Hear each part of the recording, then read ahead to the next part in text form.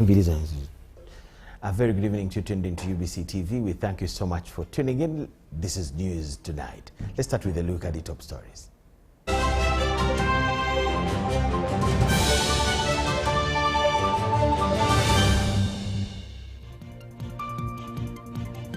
Government seeks $72.6 million for Karamoja food relief. Drama in court as Besje protests trial. Mwanga Chivumbi reappears, charged with inciting violence.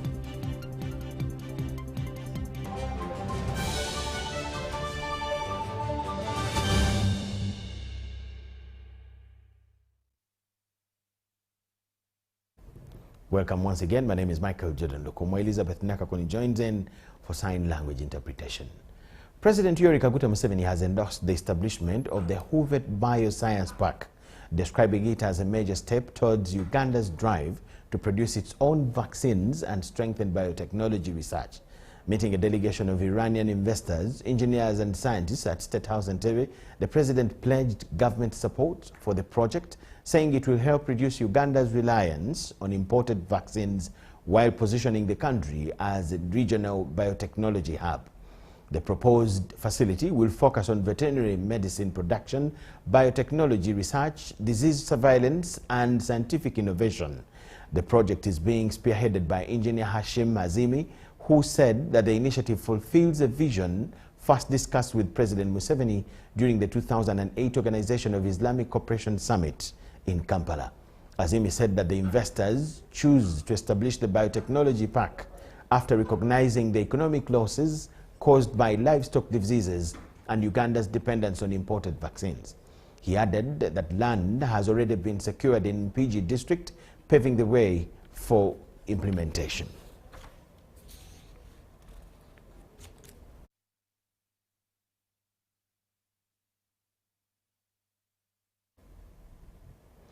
President Yoweri Museveni has endorsed the establishment of the Hoovet Biotechnology, President Yoweri Museveni has called on East African countries to strengthen the common market by removing trade barriers, saying that protectionist policies undermine regional integration and economic growth. The president made the remarks at State House Entebbe while receiving letters of credence from Kenya's High Commissioner Designate Ababu Namwamba, South Korea's Ambassador Designate Sang Lee, Tanzania's High Commissioner Designate Major General Marco Elisha Gaguti, and Namibia's High Commissioner Designate Gabriel Pandureni Sinimbo. Museveni said that East Africa's prosperity depends on the free movement of goods and services, arguing that larger integrated markets create greater economic opportunities. He cited Uganda's decision to allow Tanzanian rice imports despite pressure from local producers, saying competition benefits consumers and strengthens the regional economy. The Kenyan envoy reaffirmed Nairobi's commitment to deeper trade ties with Uganda and pledged to prioritize commercial diplomacy during this tenure. The South Korean, Tanzanian, and Namibian envoys also pledged to strengthen bilateral relations with Uganda in trade, investment, and other areas of mutual cooperation.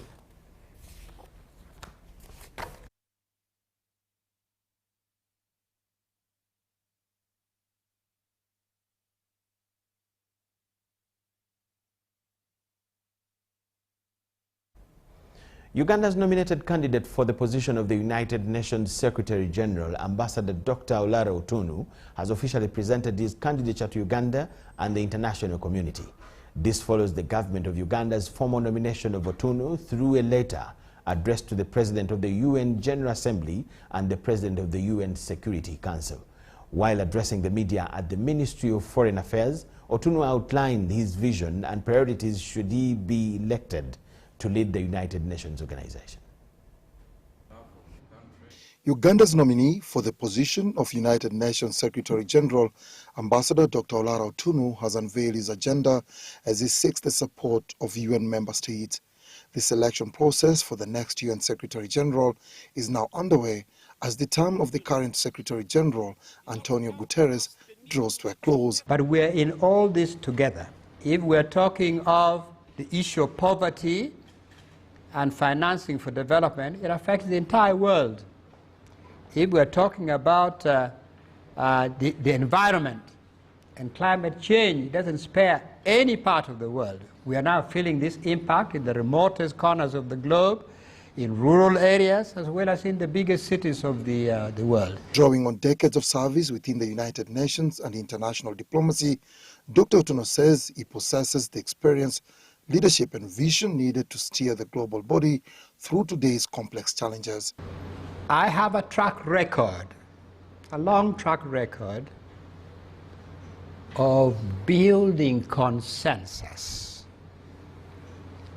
and of proposing innovative solutions in situations of crisis and deadlock.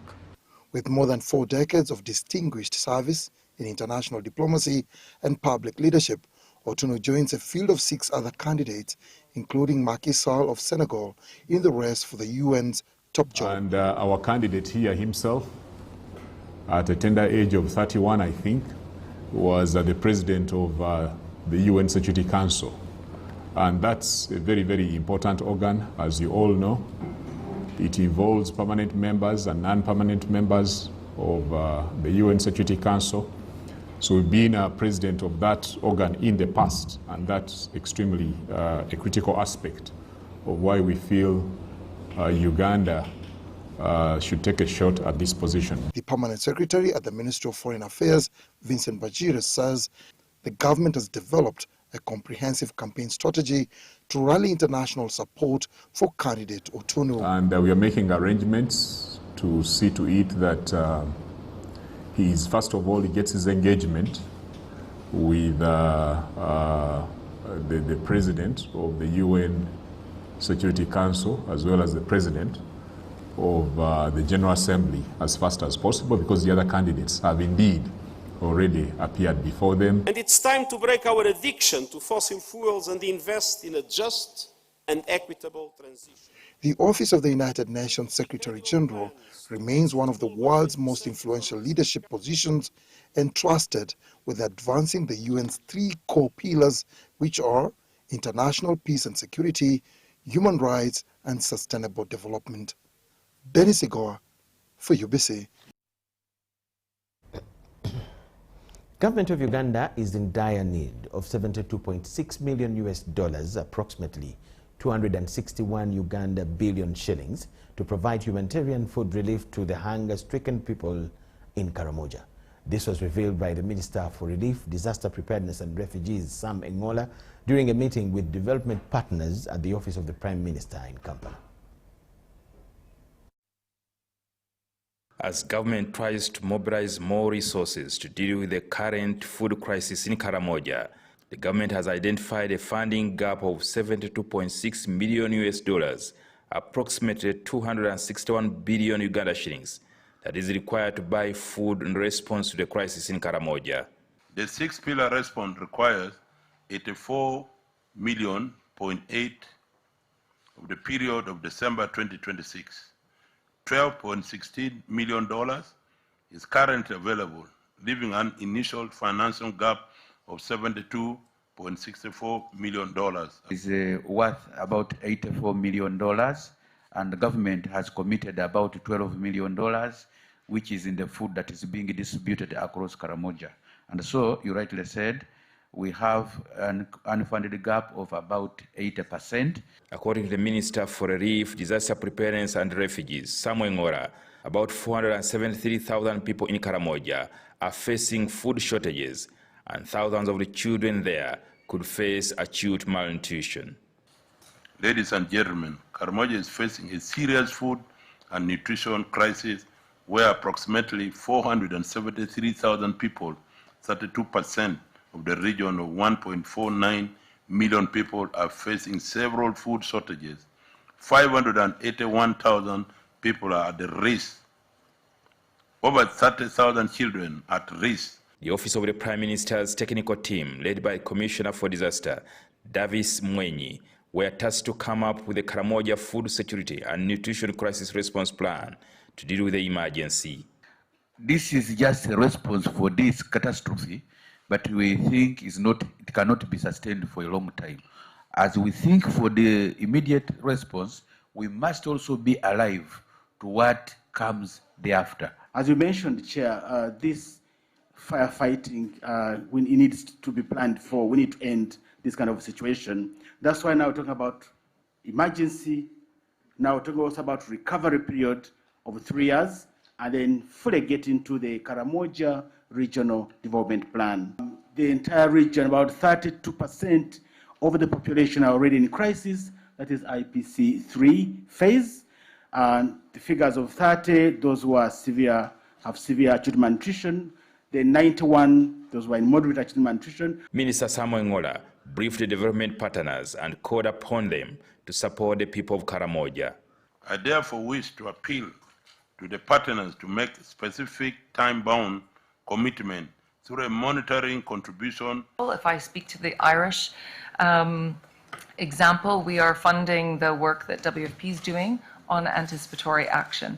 We are funding the work that WFP is doing on SAGE and on school feeding. The resident coordinator has recommended to allocate 10 to 15% of the second tranche of the Uganda Humanitarian Fund, the US funding through OCHA. The full package is 75 million, so 10 to 15% of that, it needs to go through various approval processes. Because what we need to trigger the RRO is to have the response plan and to discuss with the Minister of Finance to sign the legal agreement to be able to put it in place. So with this RRO, we are able to mobilize up to 10% of the undisbursed balance in the portfolio. Caritas Uganda are mobilizing resources, both financial and food. And already our first trucks have gone to Karamoja. It was also revealed that the Global World Food Programme Executive Director will be visiting Uganda starting tomorrow, and that part of his mission to Uganda is to help the people of Karamoja. Our acting executive director will be in Uganda from tomorrow evening and through Friday. He will meet with all key donors, and Karamoja and the wider El Nino impact is right at the top of his priority list. I know he's very keen to meet with you as well.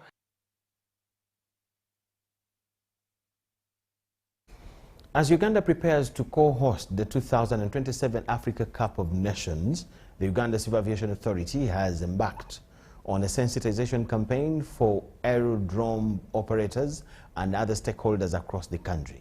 The exercise focuses on land use planning and obstacle control around aerodromes, beginning with Uganda's northern region.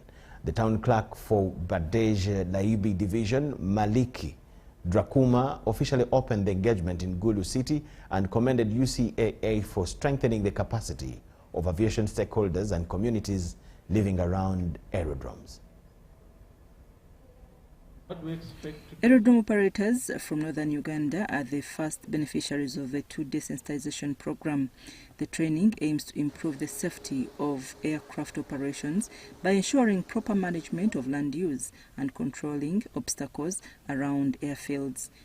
This land use may be as simple as you having a garbage site next to the aerodrome, or you installing an electric wire passing near the aerodrome. The Principal Public Affairs Officer at the Uganda Civil Aviation Authority, Kenneth Otim, says the training comes at a critical time as Uganda prepares to co-host the 2027 AFCON. The African Cup of Nations will be held in 2027, and Uganda Civil Aviation Authority will be very key in transporting people from Entebbe to Gulu. And since it's a long journey from Entebbe to Gulu, we shall be flying in participants from the airport to Gulu here.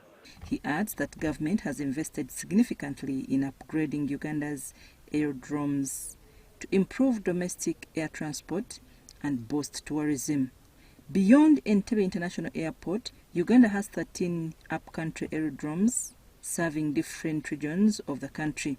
Government is also progressing with the construction of Kabale International Airport in Hoima, which is nearing completion. Obstacles to our aerodromes limit development and limit the safe operations and security of these aerodromes. Meanwhile, Uganda Civil Aviation Authority says routine surveillance has identified several challenges affecting aerodromes in Gulu, Pakuba, Bugungu, Pade, Lira and Kalongo. There has been pressure, like the previous president has said, on aerodromes from developments and encroachers, and this may compromise aircraft safety, restrict aerodrome operations, and hinder future expansion. Representing the Gulu City Clerk, Badege Laibi Town Clerk, Maliki Drakuma, described the engagement as timely and called for stronger collaboration between local governments, communities and aviation authorities to safeguard aerodromes and support Uganda's growing aviation sector. This workshop on land use, obstacle control in aerodromes, we talk about airfields, airstrips, has come timely. I know from here we shall be in a better position to cascade, to bring other key stakeholders on board.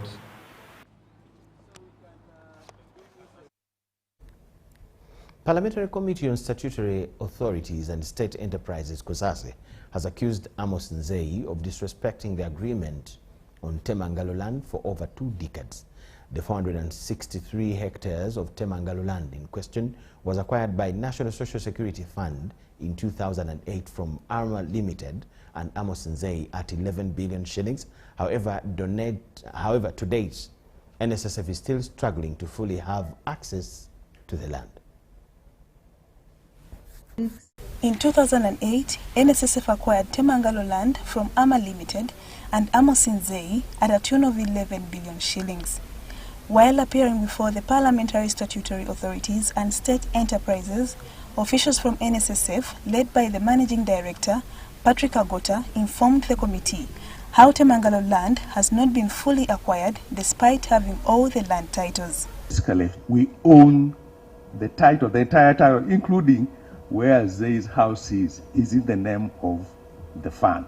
NSSF officials informed the committee, chaired by Muwada Nkunyinji, how Temangalo land is still being utilized by Amos Nzei, who has refused to vacate the land. I don't understand how property can be acquired for all these years and it has just been there. Land that was bought in 2008, 18 years. By now, how much would that be if we are to protect the monies of the fund? NSSF officials cite how negotiations have been taking place to acquire the land despite the land being used by Amos Nzei. The committee accused Amos Nzei of disrespecting the land agreement, tasking NSSF to present to the committee all the land acquisitions for proper investigations.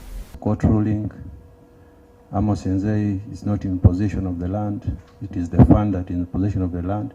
Would like to know whether it is the fund that owns the cattle that is being raised on that land. Ideally, the sale agreement would have been conclusive in itself, including the land that had been bought and all that. However, for reasons that I am not privy to, that is the situation. However, the committee raised concerns from the audit report that indicated how NSSF approved a 20.6 billion shillings loan to Uganda Clays without proper documentations.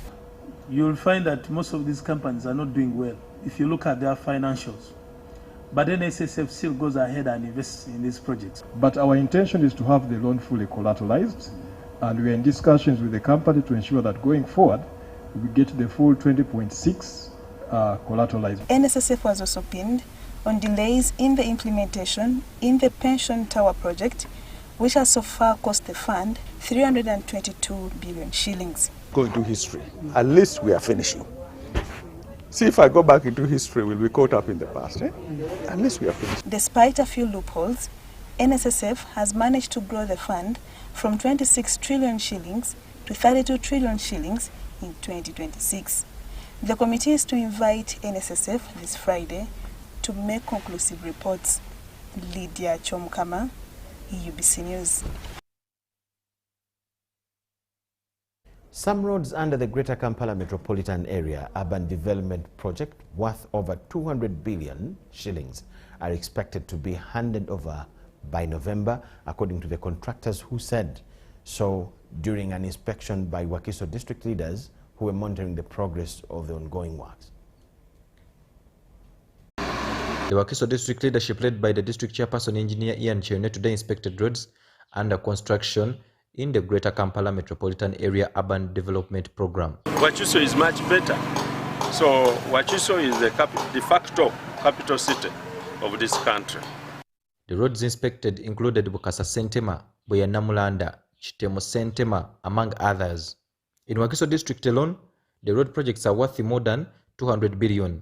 Engineer Chione said there is no reason for district leaders to remain in their offices when they have a major responsibility to monitor projects of such value. The people of Wakiso, I think this is something we should be able to appreciate from the central government. Whereas Wakiso is collecting its own taxes, but the amount of money we get could not be enough to work on these projects we are seeing here. So I want to thank the President of Uganda and his entire cabinet and team for always thinking about the people of Uganda. Wakiso is benefiting from Greater Kampala Metropolitan Area Development Plan for purposes of improving the welfare of our people. And we are happy that the contractor here, together with our consultants, they are doing a good job. Our aim to visit these projects is nothing but to make sure that the projects are moving on time, that the works being done are to the right standard, to the level of our satisfaction in terms of what we can see. And we are using our special consultants to make sure that they protect the interests of Wakiso district and the people and the government in relation to the work done by the contractor. Officials supervising the projects say they are confident that some of the roads will be completed and handed over by November. The contractor currently has on site about 2 to 3 times the minimum amount of equipment in the contract, but our projections show that he needs to mobilize about 4 times. And we have communicated this to the contractor in writing, and he acknowledged receipt of our instruction. So at the moment, we are optimistic that he can complete on time. Currently, the progress of works is at 2.8% versus the planned 2.5%. And we are doing everything possible to further accelerate the works. The program also includes the construction and upgrading of markets to the required standards, with the aim of extending urban services closer to the people of Wakiso. I'm Bantu Machabe Semambo, reporting for State House Investors Protection Unit has met a group of Indian investors who want to invest in Uganda at least $25 million in turmeric and rosemary growing across the country. The group, which has already invested at least $5 million in turmeric and rosemary growing in Noya district, is looking at investing it in more than 25,000 acres. State House Investors Protection Unit has welcomed a group of investors who are targeting investing in turmeric and rosemary growing in Uganda. Welcoming them was Colonel Edith Nakalema. Present were officials from Ministry of Agriculture, Animal Industry and Fisheries, Ministry of Works and Transport, Ministry of Science and Technology, Uganda Free Zones and Export Promotion, among others, to offer technical support. The group, led by Dr. Silva Mahesh, is already doing large-scale growing of turmeric and rosemary in Noya district on almost 700 acres, $5 million already invested. The group has identified Uganda's soil as most ideal for its growing. The reports came out pretty well that Uganda is the best country in the world in terms of quality of the products, whatever we are growing. So hence we have chosen Uganda. The group seeks to expand its production in all corners of the country, needs government support in setting up solar drying plants, will require support in infrastructure like good access roads, internet, among others. These advanced smart farms also use artificial intelligence in monitoring crop production. They plan to grow it on 25,000 acres targets investing over $25 million in next 2 years. They did not only come to show us how much they have already invested in Uganda, again the worth of over $5 million, but they have also come with an idea of expanding on our electronic mobility. Colonel Edith Nakalema pledged her unit's continued support for investors and fast-tracking their smooth supporting operations. The group has also earmarked investing in mass electric charging infrastructure across the country. They are mooting plans to support on Uganda's transition from fuel-oriented transport sector to electric. What we want to do is electrify all the existing vehicles. By 2030, we should have all EV charging infrastructure at all public offices and public spaces. They have shown us what is happening, what they have already established in Noya. Crispus Arinitwe, Winnie Nalusiba, reporting for UBC.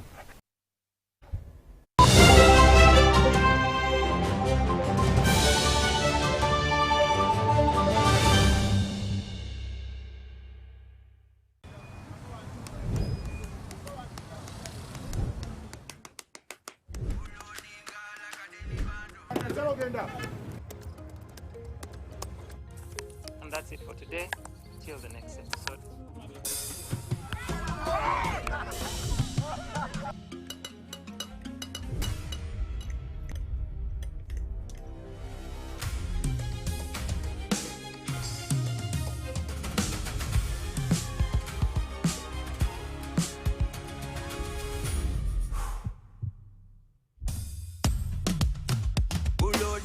Like a daily bando, like a daily bando, like a daily bando.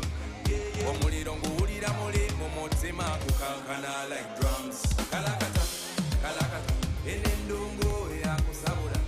Mikono juu, free of fire, free of fire, free of fire.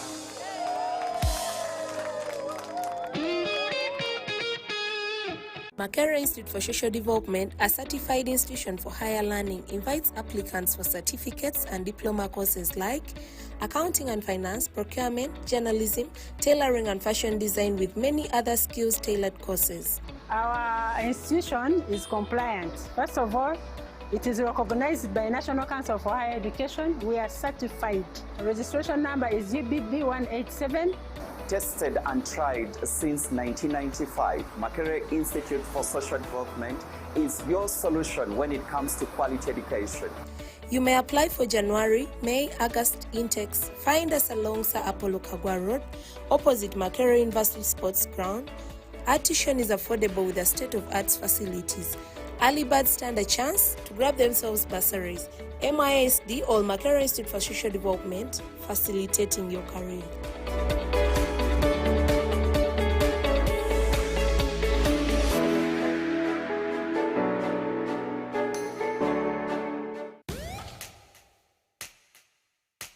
We don't need anyone's permission to move forward. What we need is the power to do it our way. Spiro is not your typical EV company. It's the power grid for African ambition. A network that connects Nairobi to Kigali, Lagos to Lome, Dar to Kampala. Not with cables and wires, but with clean, quiet, relentless movement. This is Africa, powered by us.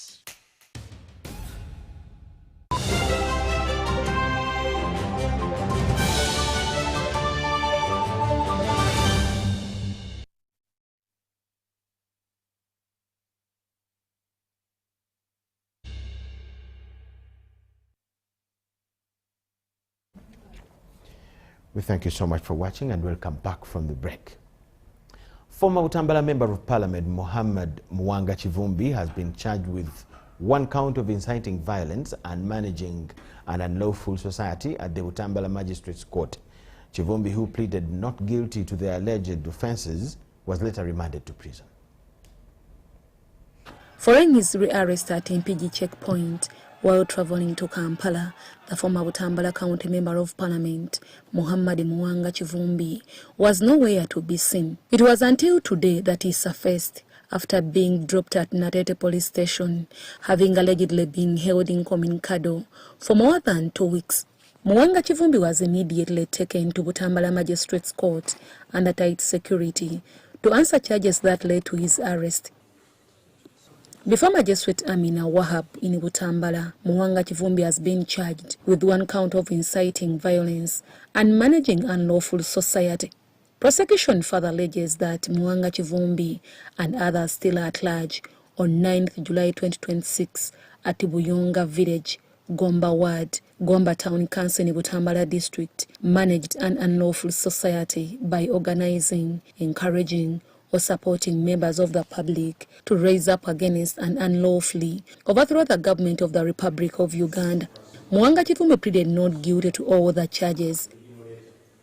Prosecution led by Rachel Bihore informed court that investigations are still ongoing and asked court for more time to complete them. After the charges were read, Muwanga Chivumbi informed the court that he was allegedly tortured during and after arrest and displayed some of the injuries he claimed to have sustained while in detention. Immediately after that, they applied some chemical and tried to stop the bleeding, and they said the doctor was coming. The doctor never appeared until the next day around this day. And when he examined me, he was also careful whether I didn't need a scan on the head. And later on, through his legal team, Chivumbi applied for bail, citing his deteriorating health, and presented 3 sureties in support of his application, among other grounds. Prosecution, however, asked court for more time to make its response. Magistrate Amina Wahab adjourned the case to 11th August 2026 to allow the prosecution to respond to the bail application. After court, we spoke to the accused's legal team and his relatives, and they had this to say. The only treatment he received, he says, was only to stop the bleeding. When their personal doctor came, he said, I do not know what to do with the skull, so to answer your question, I answer it in the negative. We do not know where he has been. We condemn in the strongest terms possible that it can be normal that somebody, is taken. Somebody at this level and his whereabouts are not known, and the state can be all over the place.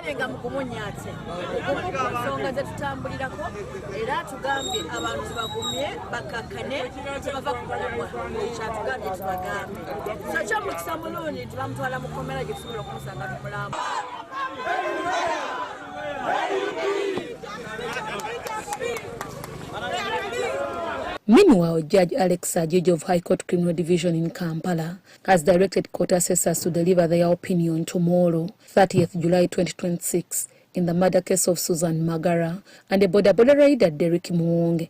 In the Susan Magara case, 9 suspects are accused of her murder in 2019 along Entebbe Express Highway.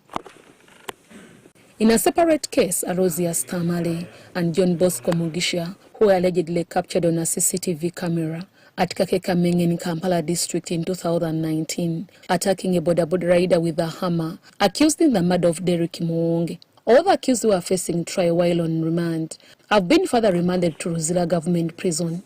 Deborah Namamonde, Viola Nance Subuga, UBC News.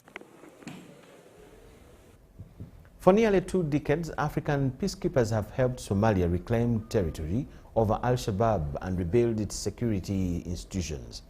Now, with growing pressure for foreign troops to withdraw by December 2026, leaders meeting in Kampala are asking one critical question. Is Somalia really to stand on her own? The concerns being raised today are strikingly similar to those voiced over there.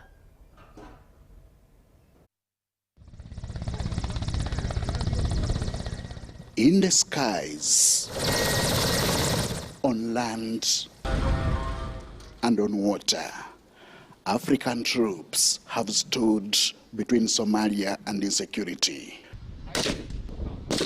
From AMISOM to ATMIS, now AWSOM, it is a mission that has evolved for the last 19 years since 2007. But one question has remained constant.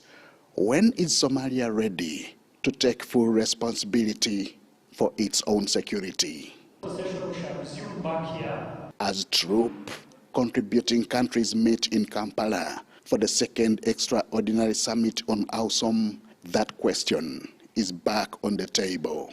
This follows plans for foreign troops to withdraw by December 2026. The highest ever sacrifice that was made by Africans in Somalia are that of the Somalia people and the African all together. I think we have to remind ourselves of that, and this goes beyond the fiduciary consideration. It is a concern that is not new. In 2019, then acting AMISOM Force Commander General Nakibus Lakara warned that Somalia still needed international support. Create the necessary conditions, okay, for AMISOM exit. AMISOM is not intending to leave. AMISOM is compelled to leave. The warning was echoed by a member of parliament from the Lower Shabelle region of Somalia at the time. Withdrawal eventually will come, but it should happen at the right time. Not now that Al-Shabaab is being defeated, the country is getting pacified. 7 years later, military leaders say those concerns remain relevant. General Muhoozi Kainerugaba is Uganda's Chief of Defense Forces. We have received indications that one of the major partners, which is the United States, will not support the United Nations Security Council's renewal of the OSO mandate if it continues to include UNSOS support. He says reduced logistical support is already affecting operations. This development presents us with a major challenge because UNSOS has been a critical pillar in supporting our operations in Somalia. We have already been formally notified of the impending termination of UNSOS, which has naturally triggered a series of consultations and meetings to identify diplomatic and political responses to this situation. This makes it timely for troop contributors to agree on practical alternatives beyond December 2026. As Chiefs of Defense Forces, we are responsible for providing clear military guidance and strategic direction at a time when the mission environment is changing. It is therefore important that we approach these discussions with frankness, openness, and a shared sense of purpose. The future of our mission and the sacrifice and progress we have all made together in Somalia depend on the quality of the decisions we make at moments like this. The key issue is unorganized drawdown. Rush transitions in Somalia are likely to have implications not just for Somalia, but for the entire region, and if not beyond. Currently, 6 African countries contribute troops towards Somalia's stabilization, including Uganda, Burundi, Djibouti, Kenya, Egypt, and Ethiopia. The challenge is not simply ending a peacekeeping mission, but ensuring that Africa's hard-won gains are not lost through a premature withdrawal. Henry Okrut, UBC. The Ministry of Energy and Mineral Development has assured the country of improved electricity reliability upon the completion of the ongoing nationwide infrastructure upgrades. While providing a state of electricity updates, Minister of Energy and Mineral Development Monica Musenero reiterated government's commitment to fast-tracking the ongoing projects across the country, particularly within the Greater Kampala metropolitan area. The Ministry of Energy and Mineral Development, through its transmission and distribution agencies, is undertaking major electricity infrastructure upgrades aimed at improving the reliability and stability of the national power supply. The sector says efforts are being accelerated to ensure the projects are completed within the planned timelines. We have been putting up some new substations and also replacing the existing wires that transmit the electricity, because some of them are aging and they are no longer safe. Following growing public concern over persistent electricity reliability changes, the ministry has provided an update on the progress of the ongoing infrastructure works. Government decided to invest in expansion of the capacity for us to repair some infrastructure which was old, but also to increase the capacity of some of the infrastructure like the substations and the transmission lines. Increasing the speed of connecting the backlog and replacing meters that had failed. We also have other essential network materials. There's been some delay also in transformer replacements.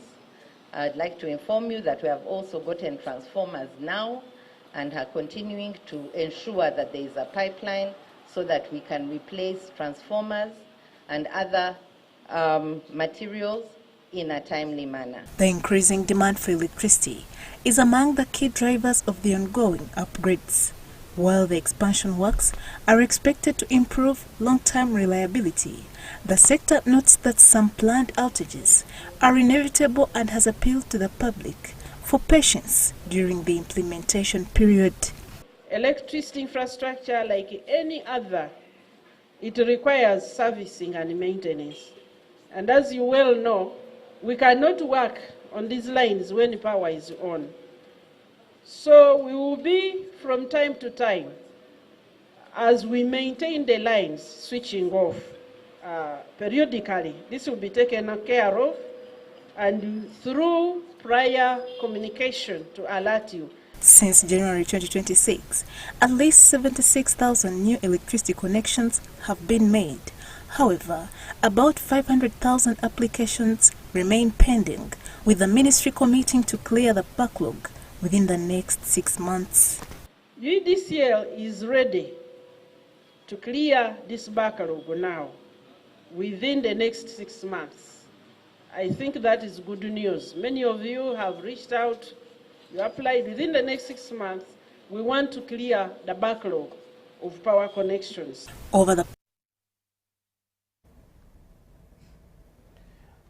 Dr. Kizza Besigye protested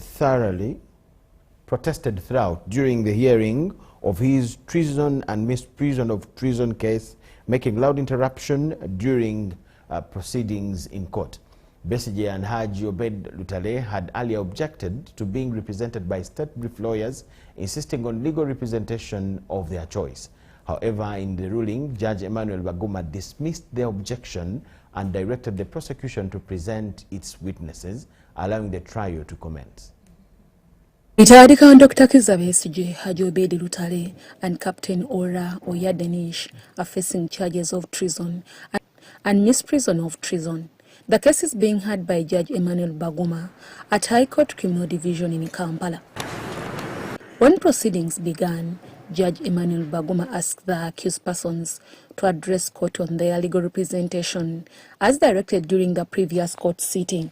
While Captain Ola Oyadenish accepted to be represented by state brief lawyers, Dr. Kizza Besigye and Haji Obed Lutale declined, asking for more time to screen 227 lawyers from a list of 786 presented lawyers. As I pointed out the last appearance, the charges we face are some of the bravest charges one can face, and complex in nature. Besigye also asked court to halt the proceedings pending a ruling by Justice Peter Chinobe on issues relating to their legal representation. However, the prosecution opposed all the prayers. In his ruling, Judge Emmanuel Baguma dismissed Besigye and Hajobed Lutare's submissions. He ordered the trial to proceed, beginning with the swearing-in of court assessors, despite objections from Dr. Kizza Besigye.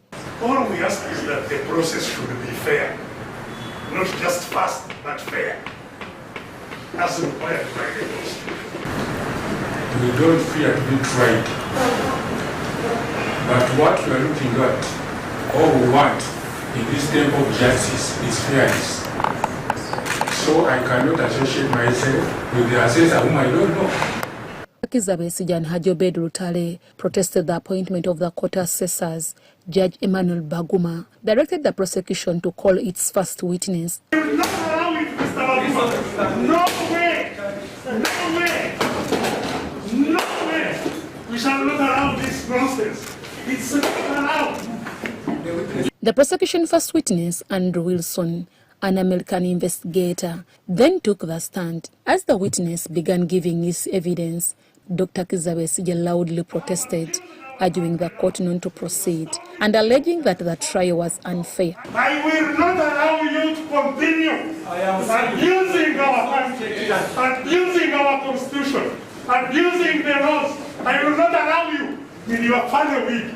The hearing continued, despite repeated interruptions, with Dr. Kizza Besigye shouting and banging on the door throughout the whole proceedings. No way! You can take the papers, they must take my mouth also. My mouth will continue talking. I will say you are raping our constitution. You are raping our courts. You are raping the law. Tension escalated when the witness was asked whether he can recognize any of the accused persons, and he identified Dr. Kizza Besigye as one of the persons who approached him with a plan to overthrow the Ugandan government. Dr. Kizza Besigye intensified his protest, continuing to interrupt the proceedings. It will not continue. No, no, no, no. No, no, no, no. No, no, no, no.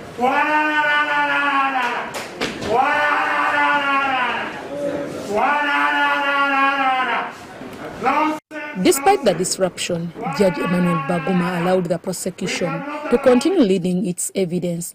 Later, while still expressing his dissatisfaction with the proceedings, Dr. Kizza Besigye, who was wearing a mask, collapsed in the dock, prompting the judge to temporarily halt the hearing. He was later escorted from the dock to the court cells before being taken away by ambulance about an hour later. Outside the courtroom, some of Dr. Kizza Besigye's supporters attempted to confront court orderlies and security personnel who prevented them from accessing the accused persons.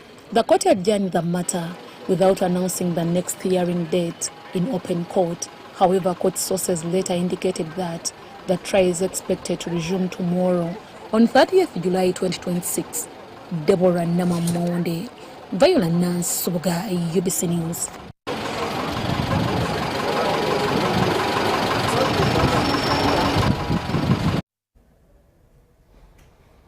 Leaders in Masaka district have appealed to the Minister Local Government Bala Barugahara to aid them in securing funds worth 4 billion shillings needed for the construction of Masaka district headquarters during an engagement with the minister who is assessing government projects in Greater Masaka area. Leaders lamented that the gaps in the district administration have slowed down the pace of development and service delivery. A full-day tour of ministers of local government in Masaka district kicked off with the stakeholders engagement. This convened at Chanamakaka sub-county headquarters. Operating without an established district headquarters, Masaka district is urgently calling on government to expedite their housing process.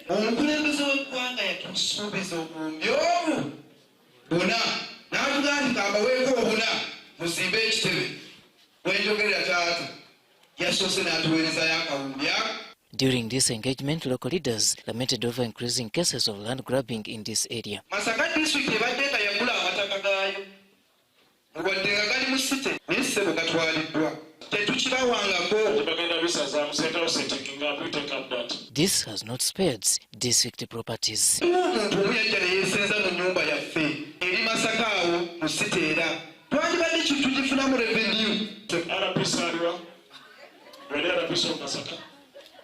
want that person before I leave this place to be out of the house.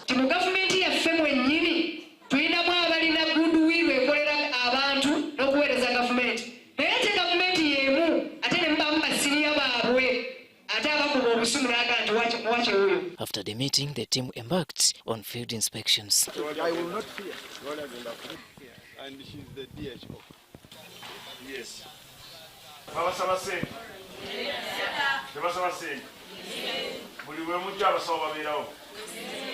The ongoing construction works in Chanamukaka Town Council, contracted to Tekinobuha Limited, was also assessed. Who's supervising it?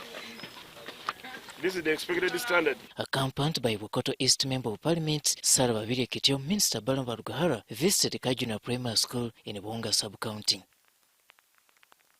The most pressing issue at this school is the absence of enough classroom, with the old block being already condemned and out of use.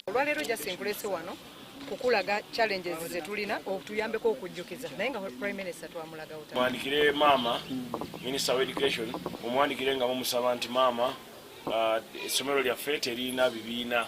According to Minister Barugahara, the sorry status of Kajuna Primary School doesn't serve the core principle of access to safe learning environment. Get iron sheets and timber, join here, okay? And then put some little concrete to create a temporary class as we sort out the issue of a class. Now it is raining, it's drizzling, their books will get wet. And then they will drop out, they will stop studies. Because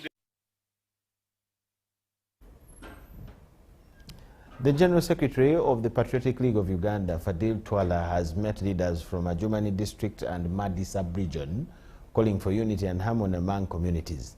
He says that the League is establishing structures across the country to bridge the gap between government and the public.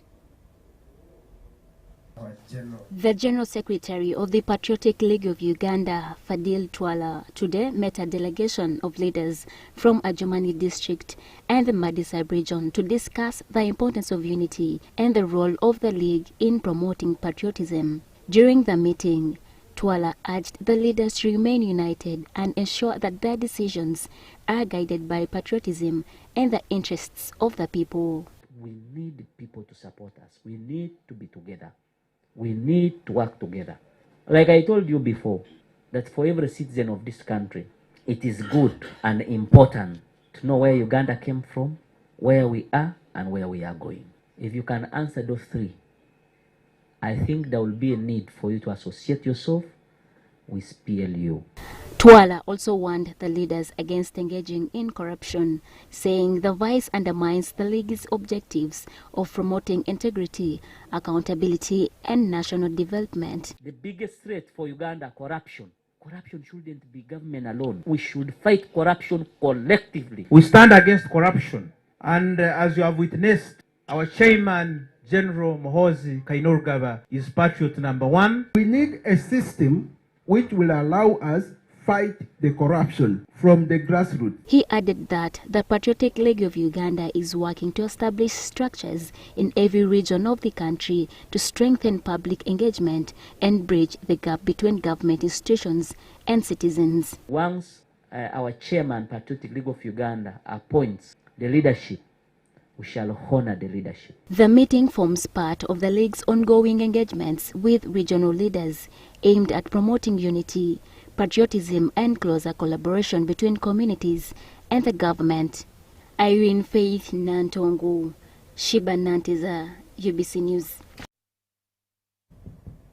As Buganda Kingdom prepares to commemorate the 33rd coronation anniversary of His Majesty Kabaka Ronald Mwenda Mutebi II this year, the Kabaka chose Watoto Church as the venue for this year's celebrations.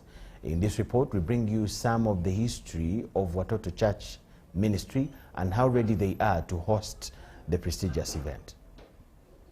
As Buganda prepares for the Kabaka's 33rd coronation ceremony, we have visited Watoto Church here in Bweyogere to ascertain part of its history and how prepared are they for the particular ceremony. Watoto is so many people when they hear Watoto they think it's the villages or it's the what. Some people would say maybe it's worship, but Watoto is a church. Pastor Jimmy Segawa is one of the pastors at Watoto Church, Bwegere, where His Majesty Kabaka Ronald Muwenda Mutebi II chose to organize the celebrations marking the 33rd anniversary of his coronation.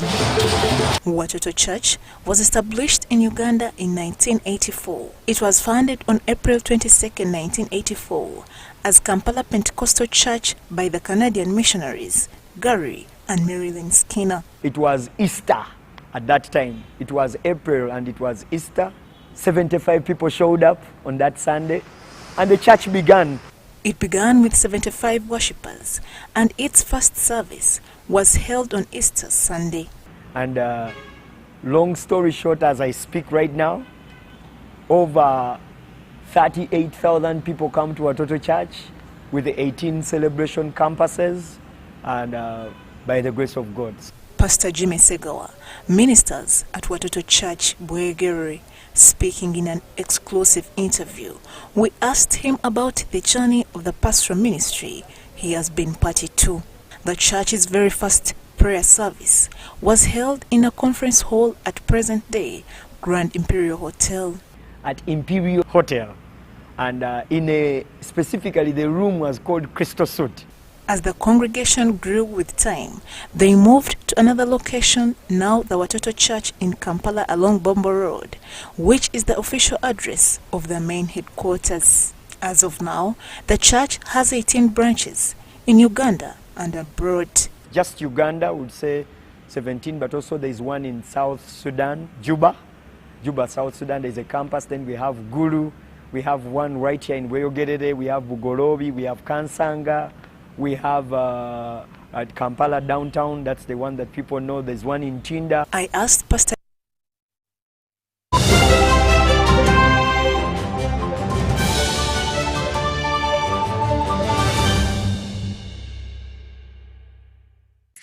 The parent is Tuliahemwa Dixon. And the child is Tuliahemwa Esther.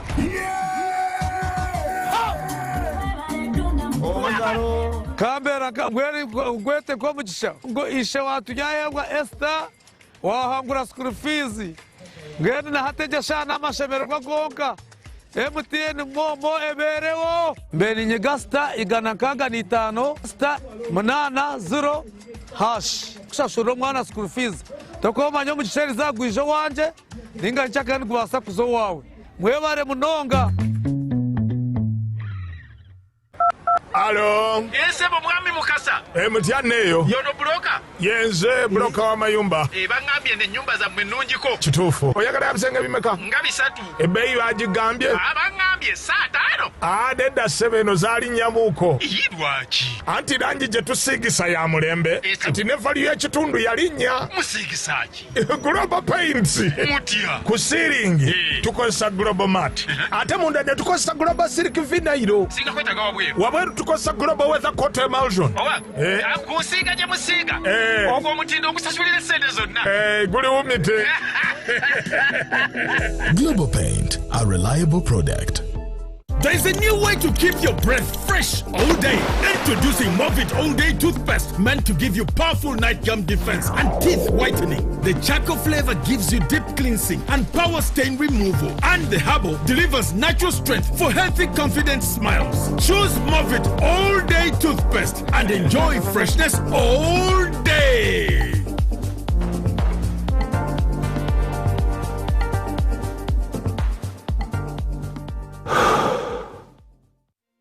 In Uganda, mornings don't begin with sunrise. They begin with courage. One man, one factory that has refused to stay silent. With one spark of courage, a chain of prosperity begins.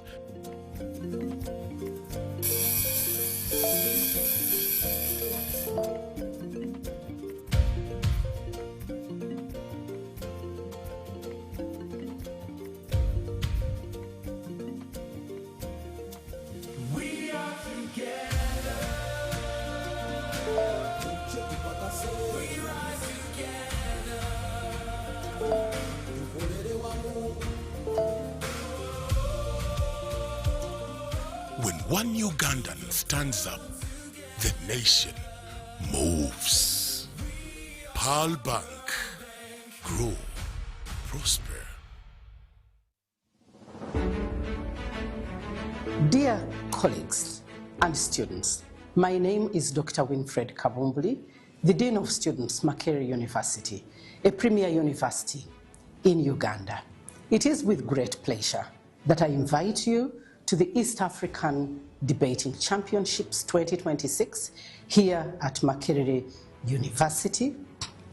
Come and engage in critical thinking, vibrant debate, but most importantly, the East African unity.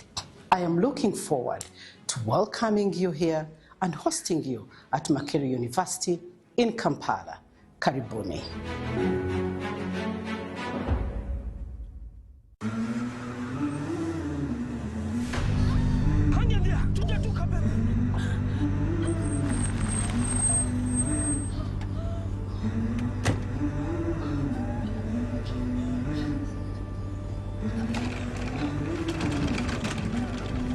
Every life begins in a moment like this.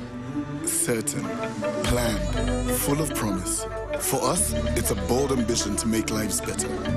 Because somewhere, someone is stepping into a world of work for the first time with the confidence that their retirement is taken care of. We make dreams possible. From owning homes to scaling businesses. And when health takes an unexpected turn, help is there when it's needed most. And because legacies matter, what people build does not end with them. It's passed on. We value moments with go-getters, bold dreamers, and believers. Different paths, different rhythms, with one shared belief that financial freedom is within reach. For 40 years, we've made lives better and fueled Uganda's economy. Through careful investment, we have supported businesses, created jobs, and backed our nation. To us, it's more than saving. It's believing in effort, in patience, in possibility. It's making lives better. We believe in you, in us, and in Uganda.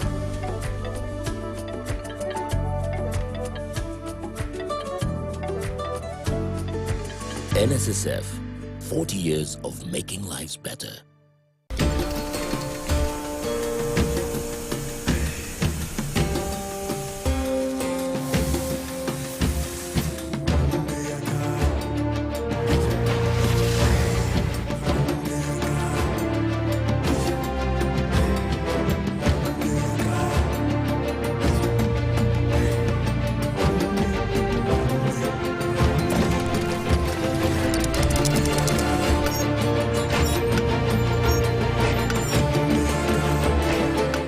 Introducing the all-new Roofing's TMX 500C rebars with cut and bend surfaces. Roofing's, strength of a nation.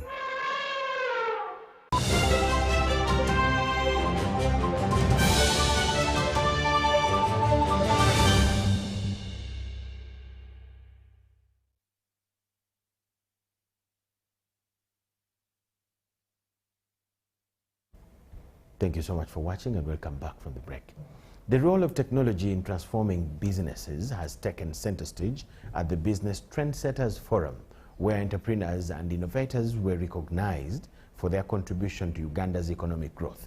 The event, which featured the Business Trendsetter Awards, honored individuals and organizations that have demonstrated innovation, resilience, and impact in their respective fields. Among those was the Uganda Registration Services Bureau, with Registrar Masika Inowisho receiving recognition alongside her team for their contribution to improving service delivery and simplifying business registration processes. Speaking at the forum, Kainowisho challenged businesses to embrace artificial intelligence and other emerging technologies, saying innovation is no longer optional but a necessity for survival. So artificial intelligence is just that intelligence that you use to enable you to move from point A to Z, but within the best speed, less effort, in terms of the way we do life. So when it comes to businesses, how are you using your artificial intelligence to promote your businesses? These days you don't need even to hire somebody to design for your flyer. You can do a flyer using artificial intelligence systems. Advertisement, you've seen TikTok. Many people are running their shops online. She compared the evolution of technology to cooking, where the same person and purpose remain, but the methods change from firewood and charcoal to modern cooking technologies. Artificial intelligence is not going to determine for you where to place the food, that can give you an idea on the menu and how to design your home. So the human factor, the human element remains a constant. So how we use it matters. Some are using it for disruption, others are using it for business. Entrepreneurs were encouraged to protect their innovations through intellectual property rights, including copyrights and patents, to safeguard their businesses. Usually we look for somebody who impacts the fellow youth, but most importantly is visionary. And we have a 40 test. We say, are you setting any trend in your area of expertise? Whether you're a doctor, whether you're a theologist, whatever it is, are you setting a trend? Are you able to transfer that trend, as in transferable? Is it transcendent? Uganda has put in place legal and institutional frameworks to support innovation, urging businesses to take advantage of digital opportunities. Now today you can be able to make a search in a company without necessarily needing a lawyer. That's what we are trying to do at the Amanda Advocates. The forum also celebrated young innovators, including culture entrepreneurs, for using creativity and technology to promote Ugandan products and identity globally. We were humbled and we heard that a group of Ugandans got themselves together to try and encourage innovation in different aspects. For UBC News, I am Sudat Kaye. Uganda National Bureau of Standards has appealed to government to invest in modern laboratory equipment and increase technical manpower, saying limited capacity is slowing product testing and certification. The Bureau says that strengthening Uganda's national quality infrastructure is critical to protecting consumers, supporting local industries, and enhancing the country's competitiveness in regional and international trade. The appeal was made during a familiarization tour of UNBS laboratories by heads of government agencies aimed at showcasing the Bureau's role in safeguarding product quality and strengthening collaboration across public institutions.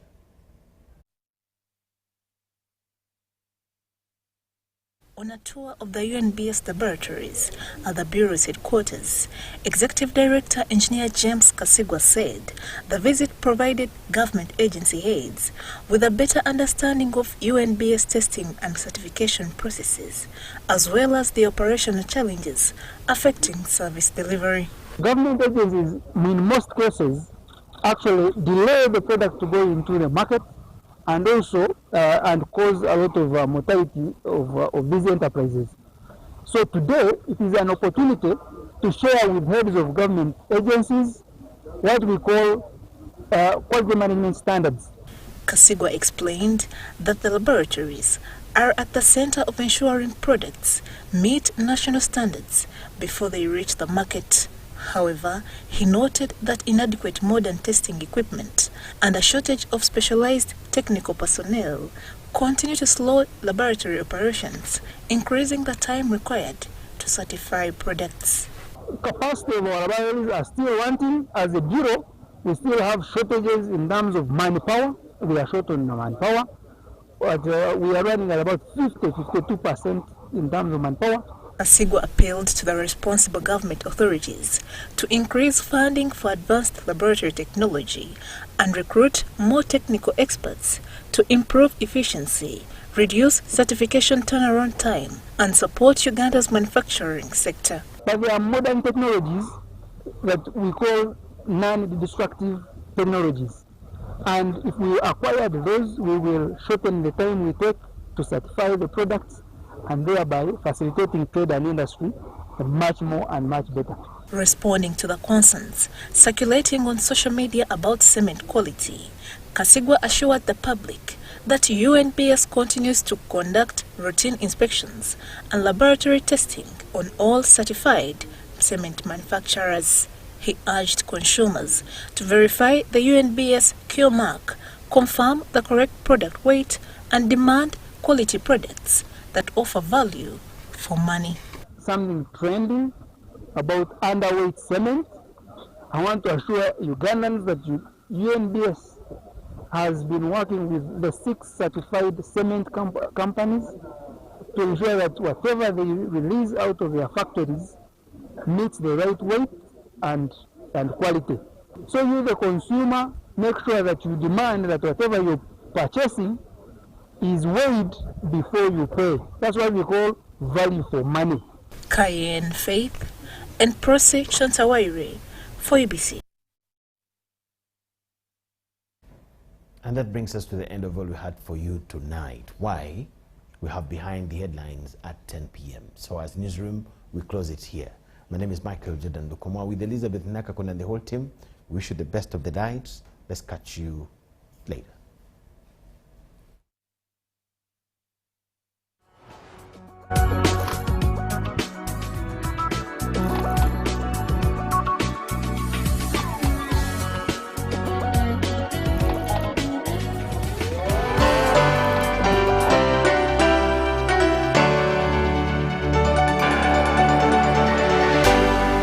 UBC, inspiring Uganda.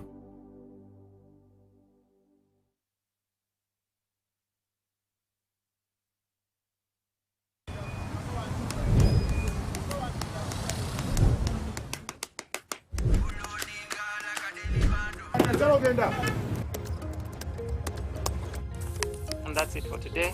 Till the next episode.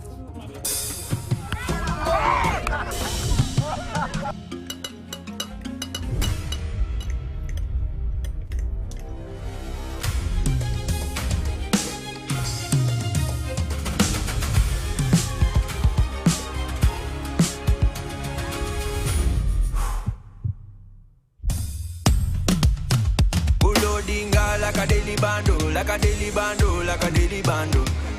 Omuliro nguwulira muli mu mutima kukankana like drums. Kalakata, kalakata, enendungo ya kusabula.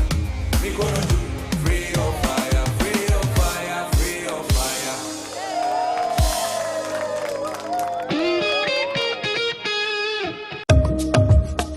What if accessing government services became easier, faster, and closer to you? Introducing Service Uganda Centers, a new initiative designed to bring key government services closer to the people under one convenient location. Less movement from office to office, less unnecessary travel, better access to services and information. At the Service Uganda Centers, citizens will be able to access national ID services, passport processing, business registration, land and revenue services, and more, all in one convenient location. Whether you are in the city or upcountry, Service Uganda Centers are being designed with you in mind. Enjoy faster service, professional guidance, and a seamless customer experience. This is an initiative of the Government of Uganda, digitally powered by the National Information Technology Authority Uganda, NITA, under the Uganda Digital Acceleration Project Government Network. Service Uganda Centers, bringing services closer to the people.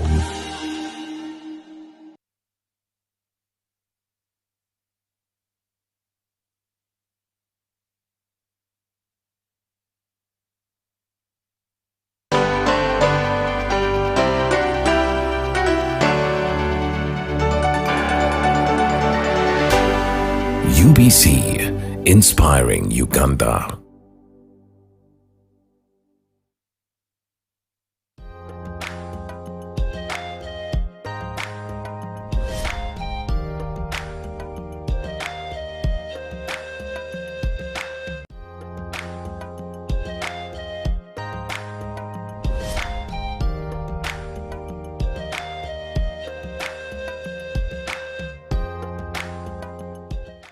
Welcome to Super Soul Sisters. My name is Jamila Luka and you're watching us here right on UBC TV, inspiring Uganda. Today we are yet here with another one of our Super Soul Sisters who has appeared here before with a different host, of course, but we want to see how far her life has changed ever since she appeared on Super Soul Sisters, what she's been up to, and also for you who is just watching her for the first time, to tell us a little bit who she is, and then we get into into a serious conversation. Asimu, at least I know her. I met her so many years ago, you know, so she's been our colleague. We've met in spaces. So, but today she's my guest, and I want her to tell us a little bit of who she is, introduce herself, and then we get into a conversation. Asimu Rita, a Paralympian who plays para badminton and has represented Uganda on different platforms of the game and up to the highest level of the sport, which is the Paralympic Games, and I represented Uganda in the Tokyo 2020 Paralympic Games. That's why I'm called the Paralympian. Yes. Yes, and that's a title I have acquired, and it will never go away. It's like being a honorable. Yes, and it appears on my CV everywhere. Yes. So when I apply, my CV has to be attached with a Paralympian certificate. What? Paralympian. Paralympian, yeah, Paralympian with Paralympic, because there is a story I watched. It happened to some US black lady who never used to walk. It's based on a true story.